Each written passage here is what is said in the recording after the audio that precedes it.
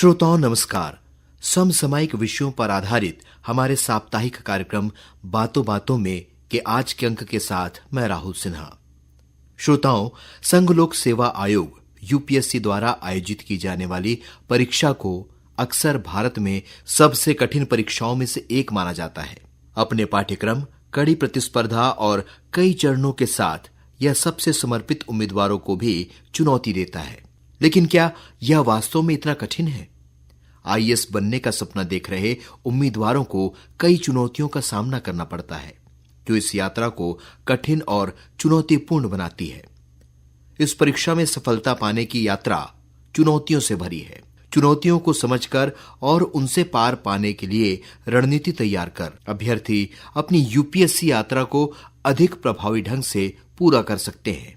दृढ़ संकल्प और सुव्यवस्थित योजना के साथ सफलता प्राप्त की जा सकती है, और ये कर दिखाया है छत्तीसगढ़ की राजधानी रायपुर निवासी पूर्वा अग्रवाल ने, जो इस वक्त हमारे साथ स्टूडियो में मौजूद है। पूर्वा जी, सबसे पहले आपकी इस बड़ी सफलता के लिए आकाशवाणी परिवार की ओर से आपको हार्दिक बधाई और शुभकामनाएं। आपका बहुत बहुत धन्यवाद। और मैं बताना चाहूंगी कि आकाशवाणी का बहुत इम्पोर्टेंट रोल रहा मेरी प्रिपरेशन में, क्योंकि इसकी जो न्यूज बुलेटिन्स आती थी उससे मेरा जो करंट अफेयर्स है वो बहुत ही कॉम्प्रिहेंसिव वे में कवर होता था। तो आप लोगों को भी धन्यवाद, आपका भी बहुत बहुत योगदान है मेरे इस सफलता में। चलिए, बहुत अच्छा लगा ये जानकर। पूर्वा जी, कई सालों की ये मेहनत है और अब आपको एक उपलब्धि हासिल हो चुकी है। अब आप कैसा महसूस कर रही हैं? अब बहुत अच्छा लग रहा है, खुशी महसूस हो रही है कि जो मेहनत थी वो अब रंग लाई, और जो मेरा सपना था, मेरे परिवारजनों का सपना था, अब वो फाइनली अब पूरा हुआ है। श्रेय किसको देती हैं आप इस अपनी बड़ी सफलता का? इसका श्रेय जाएगा मेरे पापा को, मेरी मम्मी को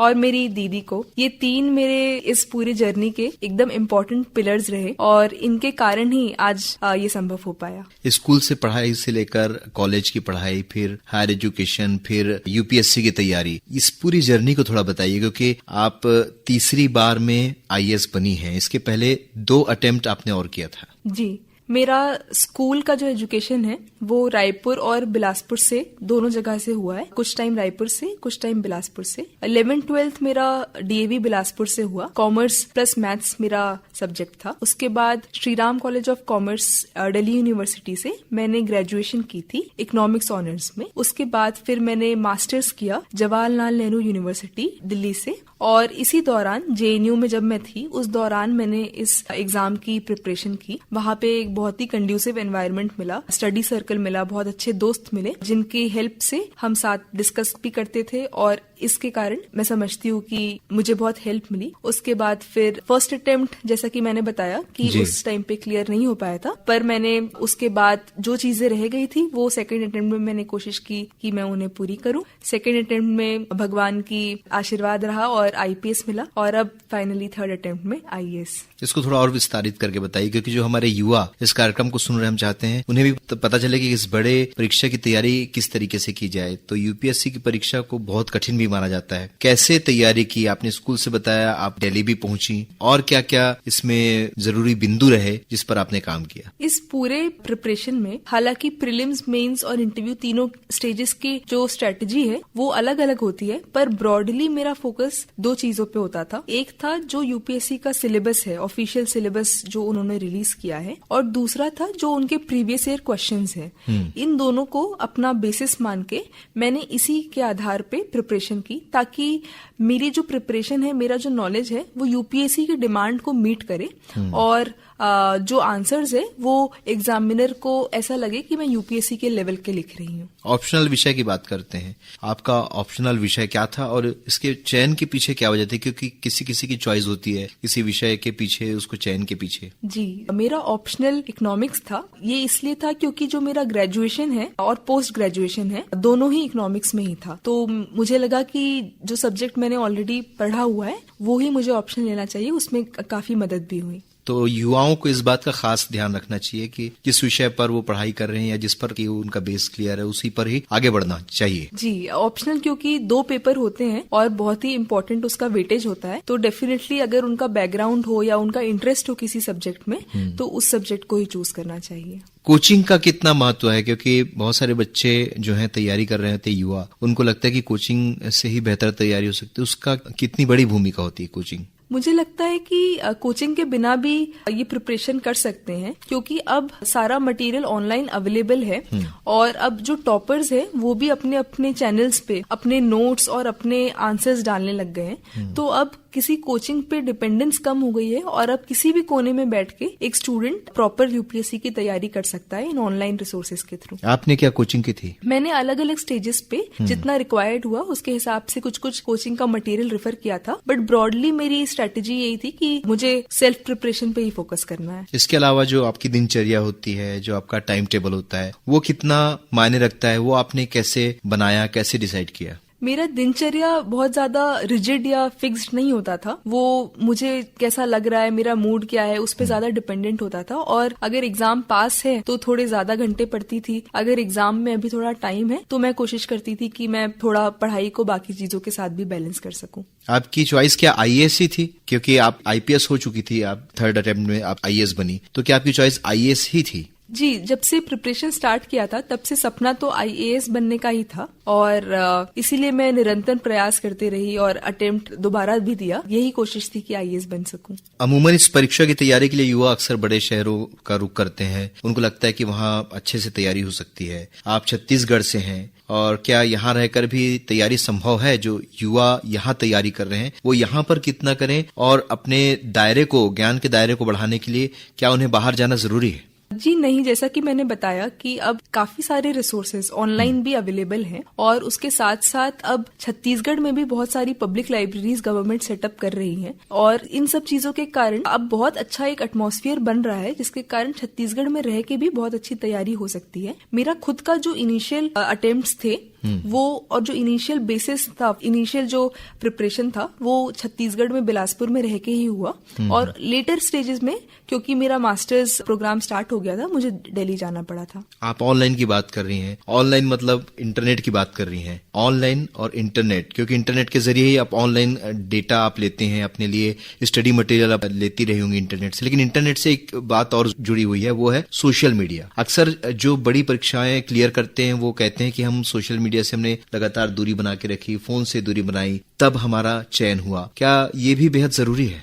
मेरा पर्सनली ये मानना है कि उसे बैलेंस्ड वे में यूज करना चाहिए, क्योंकि सोशल मीडिया जैसे यूट्यूब पे बहुत सारे एक्सप्लेनेटरी वीडियोस होते हैं और वीडियोस लेक्चर्स होते हैं, उसके साथ साथ टॉपर्स के मॉक इंटरव्यूज होते हैं और टेलीग्राम पे बहुत सारे टॉपर्स अपने नोट्स डालते हैं। तो इन सब चीजों से बहुत हेल्प मिलती है। और जैसे मेरा ये होता था कि अगर बहुत ज्यादा मैं स्ट्रेस्ड हो गई हूँ या बहुत ज्यादा पढ़ाई कर ली ऐसा लग रहा है तो मैं कुछ देर अपना माइंड डाइवर्ट करने के लिए, रिफ्रेश करने के लिए सोशल मीडिया जैसे यूट्यूब पे जाके मैं स्टैंड अप कॉमेडी वीडियोस वगैरह भी देखती थी। तो इन सब चीजों को अगर वाइजली यूज किया जाए बैलेंस्ड वे में तो ये आपको डेफिनेटली एड करता है। घर का माहौल, आपका सर्कल, ये कितना मायने रखता है? आप जब तैयारी कर रही थी तो क्या आपके सर्कल में भी उसी तरीके की तैयारी करने वाले साथी थे? घर में कितना सपोर्ट मिला आपको? जी, घर में पूरा सपोर्ट मिला और जैसा मैंने बताया कि मम्मी पापा और दीदी ये तीनों मेरे प्रिपरेशन के पिलर्स थे, इनके बिना ये पॉसिबल ही नहीं हो पाता। उन्होंने हमेशा बहुत सपोर्ट और मोटिवेशन मुझे प्रोवाइड किया और साथ ही साथ जो फ्रेंड सर्कल था, जो स्टडी ग्रुप था, उसका भी बहुत इंपॉर्टेंट रोल रहा। हम साथ में प्रिपेयर करते थे और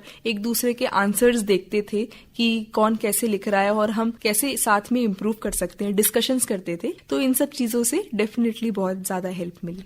प्रमुख बिंदु क्या क्या है तैयारी के? जैसे ग्रुप डिस्कशन बेहद जरूरी माना जाता है, पढ़ाई के अलावा इन सब चीजों में भी, क्योंकि आपको इंटरव्यू के समय भी बहुत सारी चीजों का ध्यान रखना होता है, अलग अलग फेज में ये इतनी बड़ी परीक्षा होती है। उन बिंदुओं को आप किस तरीके से हमारे जो युवा इस वक्त जो ये प्रोग्राम सुन रहे हैं उन्हें एक्सप्लेन करेंगे, बताएंगे? सबसे फर्स्ट पॉइंट तो मेरा ये होगा कि एक बिलीव इन योर सेल्फ, अपने ऊपर पूरा ट्रस्ट करिए कि आप और आप ही इस एग्जाम को क्रैक कर सकते हैं। दूसरा ये होगा कि सिलेबस और प्रीवियस ईयर क्वेश्चंस को बहुत अच्छे से एनालाइज करें, क्योंकि यही आपको बताता है कि यूपीएससी की डिमांड क्या है। और तीसरा ये होगा कि अपने फ्रेंड्स, स्टडी सर्कल और फैमिली से रेगुलर टच में रहे, ताकि आप एक हेल्दी माइंडसेट में रहे और हमेशा ऑप्टिमिस्टिक रहे, कभी आइसोलेटेड फील ना करें। Group discussion? जी, ग्रुप डिस्कशन का भी बहुत इंपॉर्टेंट रोल होता है। उससे एक दूसरे दूसरे के अप्रोच, एक दूसरे के आइडिया समझ आते हैं। खासकर इंटरव्यू का जो प्रिपरेशन होता है उसमें ग्रुप डिस्कशन की बहुत ज्यादा वैल्यू होती है। मैंने भी प्रीलिम्स और मेंस में उतना ज्यादा ग्रुप डिस्कशन नहीं कर पाती थी क्योंकि टाइम लिमिटेड होता था, बट इंटरव्यू में ज्यादातर मेरी प्रिपरेशन ग्रुप डिस्कशन के ही थ्रू हुई थी। लगातार पढ़ाई करना दिमाग को थका देने वाला भी होता है, तो आपकी स्ट्रेटेजी किस तरीके की होती थी पढ़ाई करने की? उसको किस तरीके से आप रोचक बनाती रहीं? क्या इसमें, क्योंकि लोग कहते हैं कि ध्यान और योगा का भी बड़ा रोल होता है, क्या ये सारी चीजों को भी आप साथ लेकर चल रही थी? मैं चाहती तो थी कि मैं साथ लेके चलूं, पर मुझसे उतना मैनेज हो नहीं पाया, बट डेफिनेटली ये चीजें बहुत हेल्प करती हैं। तो अगर किसी को लग रहा है कि उन्हें मेंटल स्ट्रेस हो रहा है तो डेफिनेटली उन्हें योगा और मेडिटेशन करना चाहिए। आपको नहीं हुआ? मुझे स्ट्रेस होता था, बट मैं चाहते हुए भी योगा और मेडिटेशन को अपने शेड्यूल में इंक्लूड नहीं कर पाती थी। मैं उसके बजाय रात को जैसे पढ़ाई हो गई तो मैं थोड़े स्टैंड अप कॉमेडी वीडियोस देख लिए या नेटफ्लिक्स पे सीरीज देख ली, ये सारी चीजें ज्यादा प्रेफर करती थी। आपकी हॉबी के बारे में बात करते हैं, क्योंकि जो बहुत ज्यादा पढ़ाई कर रहा होता है, कोई बड़े परीक्षा की तैयारी कर रहा होता है, उसके पास समय का अभाव रहता है, टाइम मैनेजमेंट बड़ा मायने रखता है। आपकी हॉबी क्या रही और उसके लिए कैसे आप समय निकाल पाती थी? वैसे मैं नेशनल स्विमर भी रही हूँ, तो स्विमिंग भी मेरी हॉबी रही है, किंतु जो प्रिपरेशन का फेज रहा उस टाइम पे स्विमिंग बहुत ज्यादा नहीं कर पाती थी। पर फ्री टाइम पे ज्यादातर, जैसे मैंने बताया कि मैं स्टैंड अप कॉमेडी वीडियोस और नेटफ्लिक्स पे सीरीज वगैरह देखना पसंद करती थी। चलिए, एक बड़ा सवाल ये है, क्योंकि आपने बताया कि आप नेशनल स्विमर भी थी, मतलब आपका झुकाव कहीं ना कहीं स्पोर्ट्स की तरफ भी था।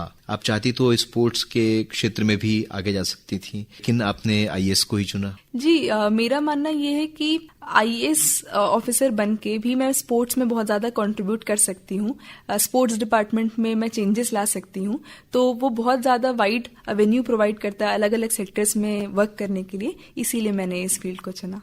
क्या करना चाहेंगे आईएएस बनने के बाद? आपकी प्राथमिकताएं क्या होंगी? अभी इमीडिएटली तो मेरा फोकस होगा कि मैं अपना फाउंडेशन कोर्स जो है ट्रेनिंग उसे पूरा करूं, ताकि अपने मेंटर से, सीनियर से मैं जितना हो सके सीखूं, ताकि जब मैं ग्राउंड पे जाऊं तो अपना 100% दे पाऊं। और उसके बाद मैं चाहूंगी कि जिस भी डिस्ट्रिक्ट में मेरी पोस्टिंग होती है वहां के हेल्थ, एजुकेशन, विमेन एम्पावरमेंट में मैं काम करूं और वहां के लोगों की जो स्थिति है उसे इम्प्रूव कर सकूं। आपकी इस पूरी जर्नी के दौरान कोई ऐसी इंटरेस्टिंग बात, बहुत रोचक बात जो हमारे श्रोताओं को आप बताना चाहेंगी, जो आपको हमेशा याद रहेंगी, या जो कहा जाए टर्निंग पॉइंट हो सकता है, या आपके लिए एक बहुत ही इंस्पिरेशन के लिए एक मौका हो सकता है जहां पर आप इसके लिए इंस्पायर हुई होंगी? जब मेरा फर्स्ट अटेम्प्ट था उस टाइम पे इतना नॉलेज नहीं था और मेंस में फेलियर भी हुआ था, तो तब तक मैं थोड़ा लाइटली लेती थी इस एग्जाम को। मुझे लगता था कि हो जाएगा क्योंकि हमेशा एकेडमिक बैकग्राउंड स्ट्रांग रहा था। बट जब फर्स्ट मेंस का फेलियर हुआ तब मुझे लगा कि नहीं, ये एग्जाम अभी तक जो मैंने किया है उससे कुछ ज्यादा है, उससे कुछ बड़ा है।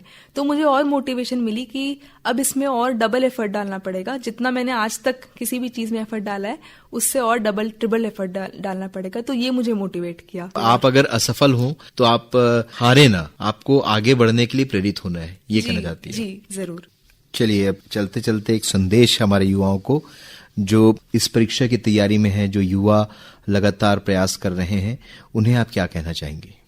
उन्हें मैं यही कहना चाहूंगी कि अपने ऊपर पूरा विश्वास रखिए, और यूपीएससी की जर्नी थोड़ी लंबी हो सकती है और थोड़ी कभी कभी अप्स एंड डाउन्स हो सकते हैं। तो छोटे मोटे फेलियर्स से या एक आध अटेम्प्ट से आप डिमोटिवेट ना होए।